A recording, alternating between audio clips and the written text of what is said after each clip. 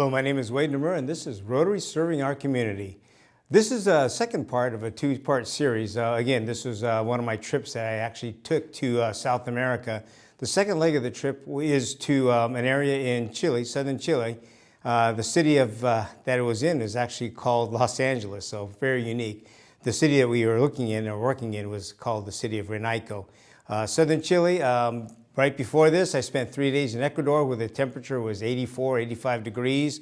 Landed in Renico in Los Angeles area where it was 23 degrees. And so I had to quickly change my clothes around to make sure that I had everything I needed for this colder, much colder weather.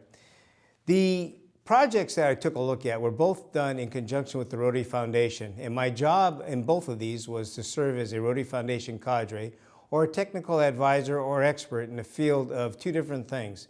The original one, the one that I did in Ecuador, was for water and sanitation. This one here is a community and economic development project. And so it was a little bit different, but again, it was done in 2014, 2015, implemented and completed. And my reason for being there was to evaluate the sustainability of this project and to make sure that it, in fact, was able to continue being sustainable in the future, the distant future.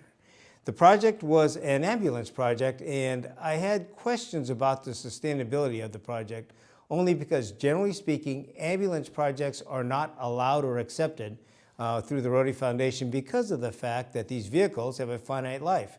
In other words, 5, 7, maybe 10 years, and the vehicle itself is worn out to where it would no longer function.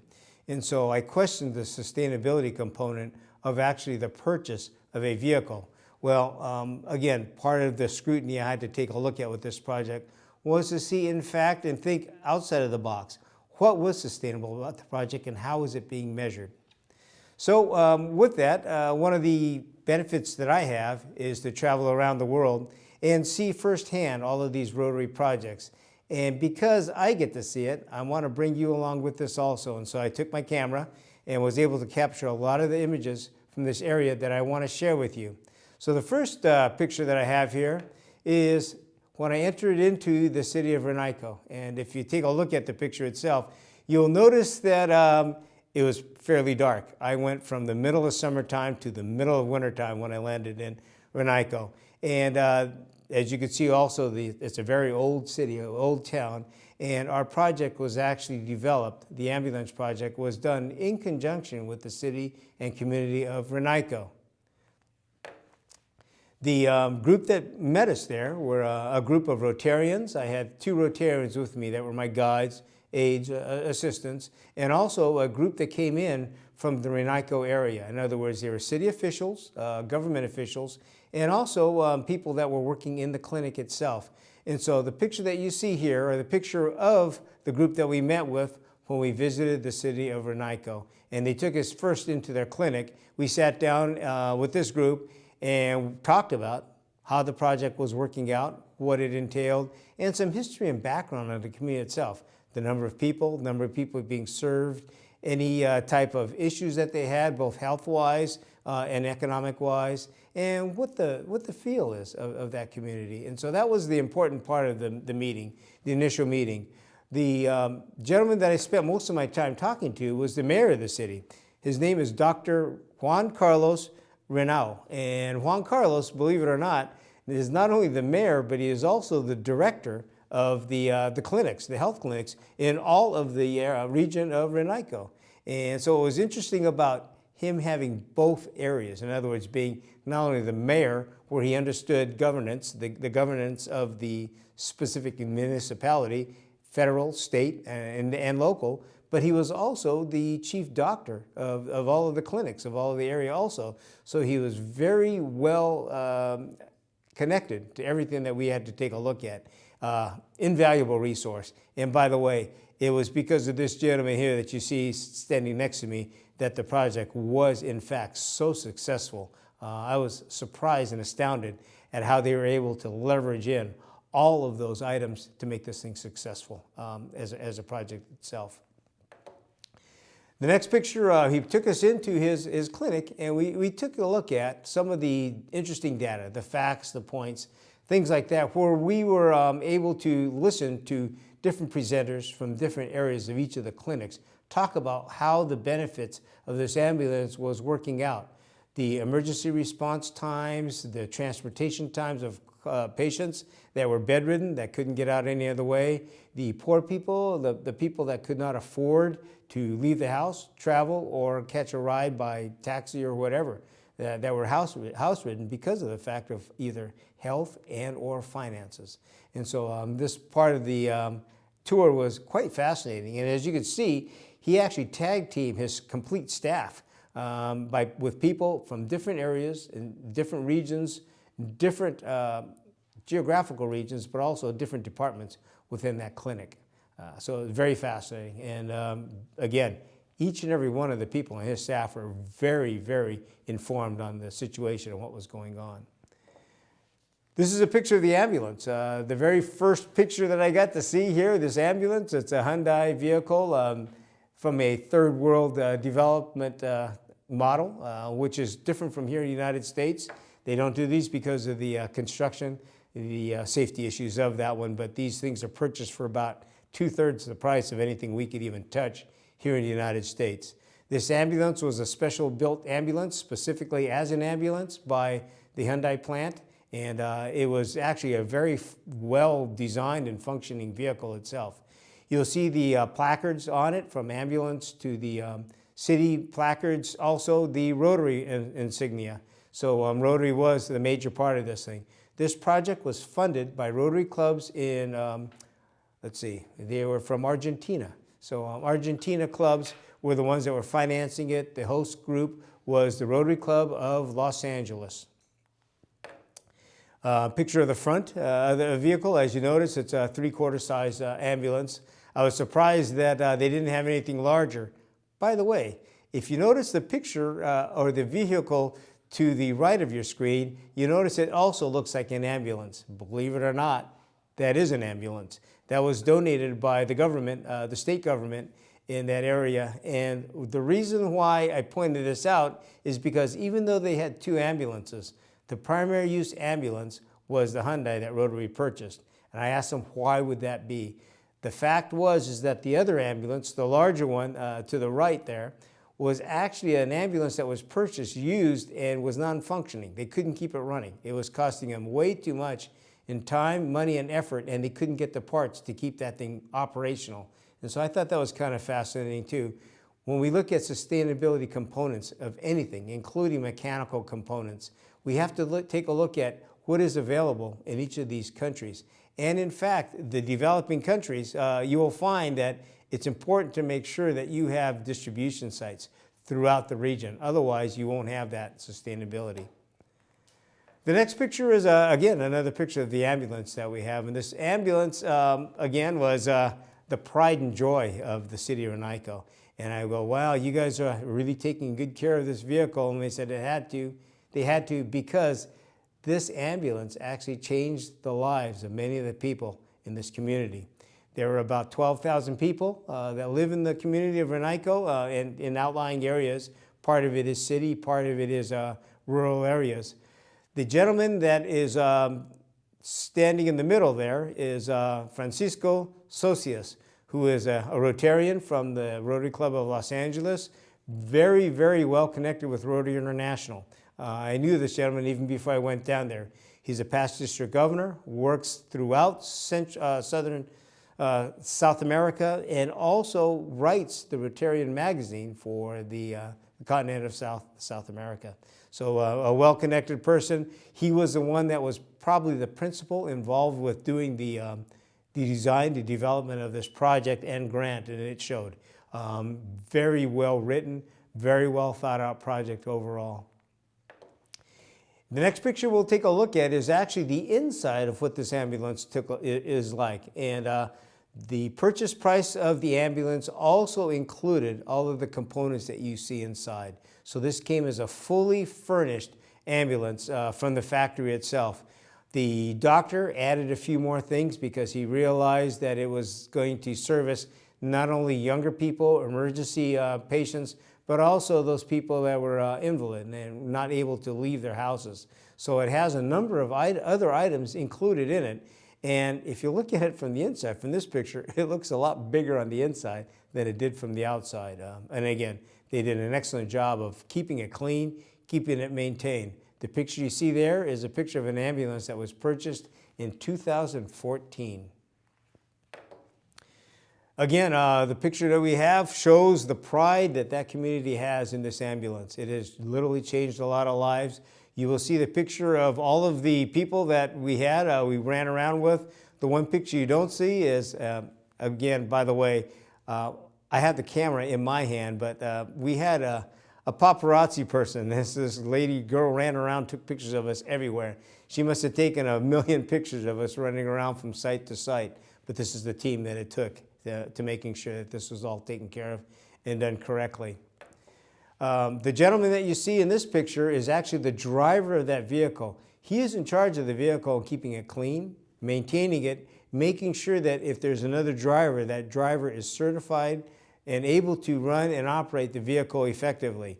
This actually is the responsibility of that one driver. So he takes care of everything, from the maintenance to the equipment inside, to the cleaning of that one, to the daily documents of where this vehicle goes. They literally have an hour-to-hour chart showing each and every run, who was picked up, how far they went, what the use was, how they were able to use the ambulance, and the turnaround time for the next route out. So again, state of the art. They did an outstanding job of monitoring, tracking everything. If I were to bring back all the records for this that I do usually for most of the grants that I evaluate, it would have been a book of about 3 inches. So fortunately, we are in the new age, and so I was able to put this all on a flash drive.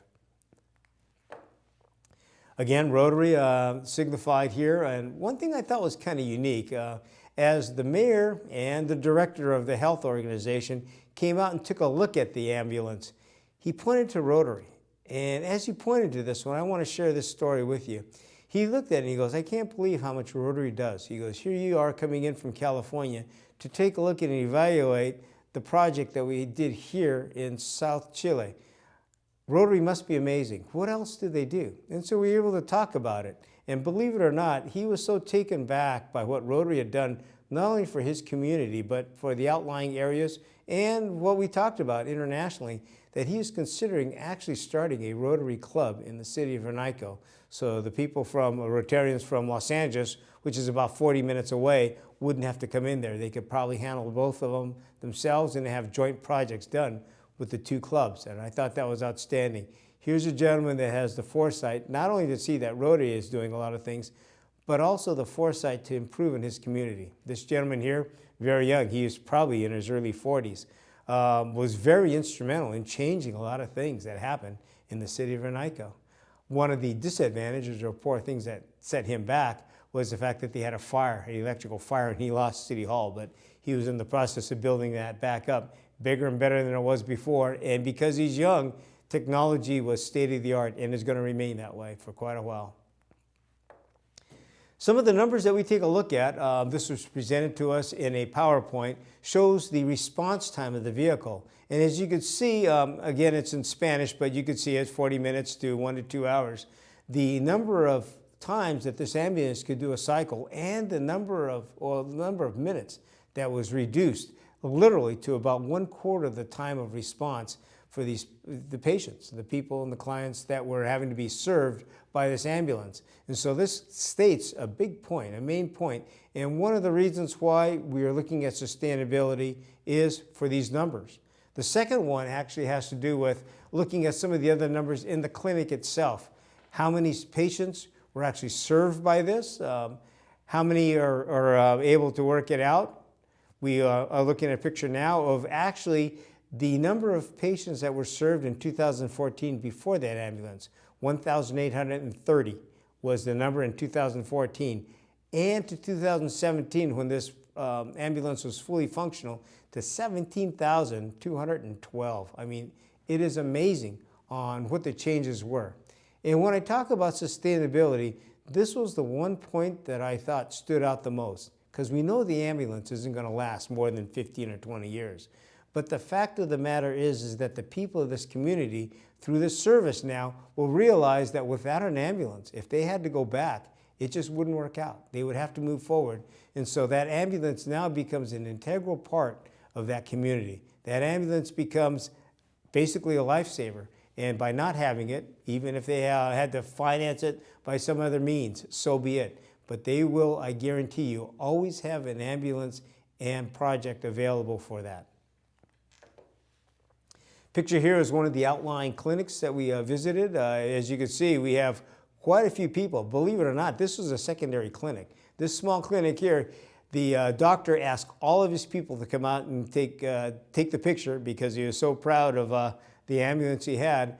By the way, there were a few that did stay inside to take care of the patients. But overall, they're very proud of what they're doing. And again, it was because of the mayor and the director that there's such a good communication and connection between the community and the people of that community, including the City Hall.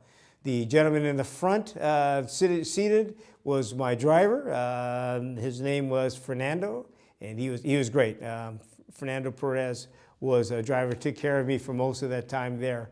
And we had a great time together. He told me a lot about the community, the areas, and what Rotary does, because one of the things, Rotary is unique throughout the world. Each club has a little bit of different things that they do. They all have their own personality. The next picture is a picture that we took in one of the areas. I wanted to share with you some of the pictures of the region itself. And as you can see, it's a very forested area. Kind of reminded me a little bit of Washington, Canada, even a little bit of Alaska, as far as the way it looked, the vegetation, and the way people lived. And again, a very cold area. This was one of the restaurants we stopped at. And again, we were talking about food. Never short on food when we're doing Rotary projects. Picture here is one of the outlying areas. This picture here shows one of the schools that we visited. And in the school, it also had a small clinic to it. And this small clinic included the use of the ambulance, because this was probably about an hour and a half outside of the city of Renico. And it was, again, one of the areas that was being serviced by this ambulance. If there's any emergencies or any patient that needed to seek more urgent care, the ambulance was sent out to this area, this region.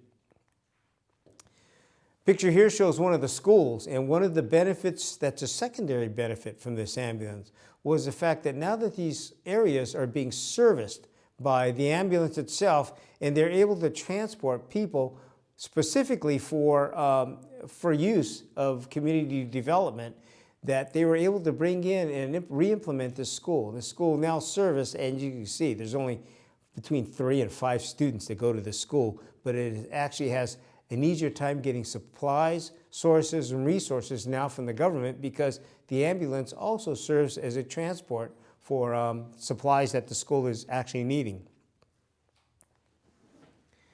Picture here shows City Hall. I took a picture, this is a cropped picture of City Hall with all of the people. This is the end of our tour as we know it. The staff was very cordial, very helpful.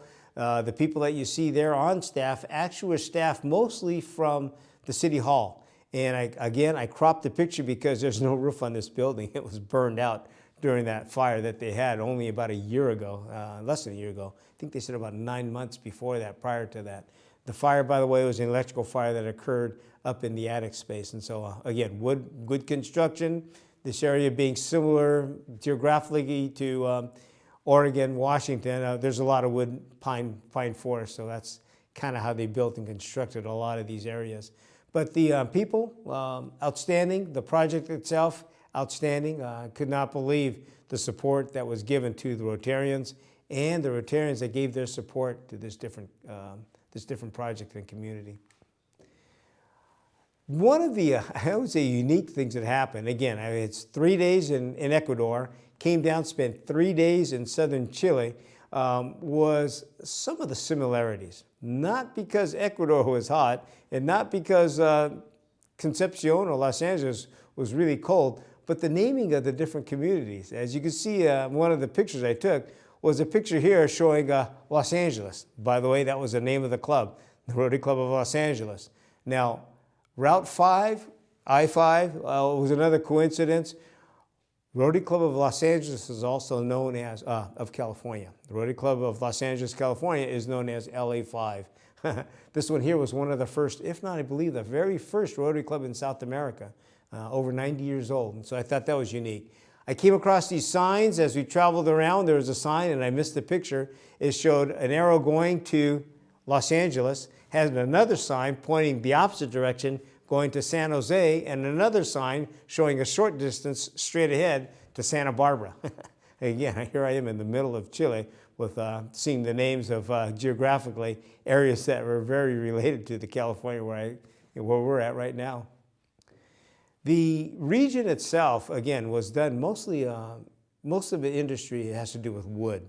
And I took a picture from my hotel room because I wanted to show you this. The picture, as you see, has a haze to it.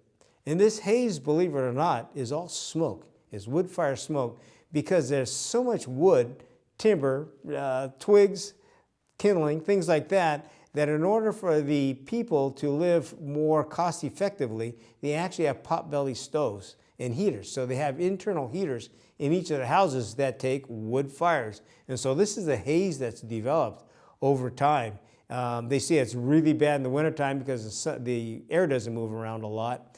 This was taken probably about 4:30 in the afternoon when I was down there. But as the summertime and spring comes, the wind blows everything out of there.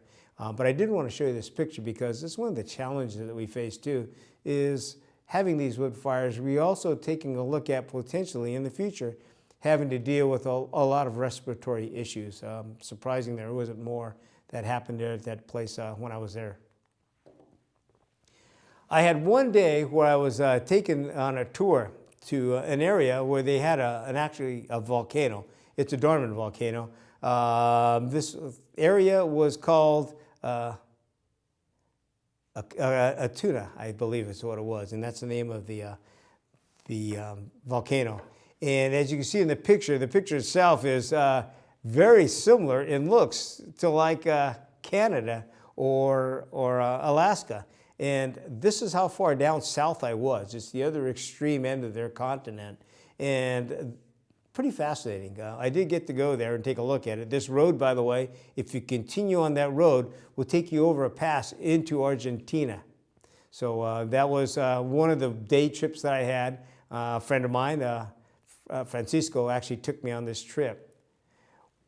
Beautiful area. We went up into the forested areas. I wanted to share pictures with you of this area. I mean, this was taken right at the pass. Again, beautiful area. It goes up into the Andes. This mountain pass, again, reaches, I believe it was 14,000 feet if we continued on that road. It was closed. You couldn't get through because they were dead of winter. Next picture I shows the actual snowfall. We actually were kind of turned back and around because of the fact that there was snow coming down. A snowstorm hit us right as we were getting up near the end of the road as far as we could go. So we turned around, but I did want to take a picture of this one. Now realizing that 3 days before this picture was taken, I was sitting in 85 degrees on a beach in Ecuador. So it took some culture shock. I'm kind of surprised I actually didn't get sick from this trip. This is the last picture I have. This is a picture of the Rotary Club of Los Angeles in their clubhouse. And it's an older club. Again, the club is in its 90s. And I was asked by a couple people, I posted this picture up on Facebook, where are the women of this club? Well, it's a men-only club, unfortunately, but that's the way things are in some of the more developing countries where they only allow men to continue on with Rotary. And women, if they decide to join Rotary, will join in a women's club. The City of Los Angeles has one women's club, so I thought that was kind of unique, kind of interesting. I brought that up also because in the City of Los Angeles in Chile, there are actually 3 clubs. One club is mixed. However, the 2 women are on leave of absence. This club here is gentlemen only, and there's a club also that is women only. And the past governor of that group, the gentleman sitting to my left, to your right, Francisco Socias, is a past district governor. His wife is also a past district governor in the other club of Los Angeles, the Women's Club, and she happened to have been a classmate of mine. So I met her actually years ago in San Diego. We have yet to do a project together, but I'm sure that's going to happen soon. One of the advantages, again, that I have to tell you about is the fact that I get an opportunity to meet with a lot of different Rotary clubs and a lot of different Rotary groups see the success of all of these projects, and create a network, because this network is where we as Rotarians are able to help other people out throughout the world. We talked about sustainability of this project, and sustainability of an ambulance, again, very tricky to include because of the fact that it's a vehicle. It's not going to last forever. But because of the fact that Rotary is seeking sustainable projects, we want to take a look at not only including the vehicles, the implementation of these projects, but we want to have to take a look at, or want to take a look at, the actual impacts that these projects have on the people. And I think that is the number one sustainability component. How the people of these communities are able to now be supported by a project done by Rotary, and the need that has been addressed, because this need will continue on throughout. One of the advantages that we have is that Rotary, Rotarians are given the opportunity also to work in service in these projects. And it's my opinion that as we do Rotary projects now and in the future, it's imperative that we have Rotarians involved with these projects. Why? Because they will be able to see firsthand how they have benefited through their efforts a changing world, a world that will benefit a lot of other people, and a world that will have a tighter-knit group. Everybody will be working together to help those people that are less fortunate. I think that is the number one component of sustainability, and one thing that Rotarians have to be able to address and include as they go forward with their projects. Knowing that and seeing, in fact, that this was, by the way, I did have one more leg of this trip that I want to share with you next time, where I spent the next day in Chile also, next 3 days in Chile. 9 days total. I'm back, happy to be back. I've got one more trip coming up. I'll be leaving for one trip starting next week, so nice to be home for a few days. With that, thank you very much. I hope you enjoyed this, and take a look at all the different projects. Share what we are doing throughout Rotary with the programs that I'm doing here, and enjoy the pictures that I've done and taken for you, because this is what Rotary is all about. With that, thank you very much, and we will see you next time.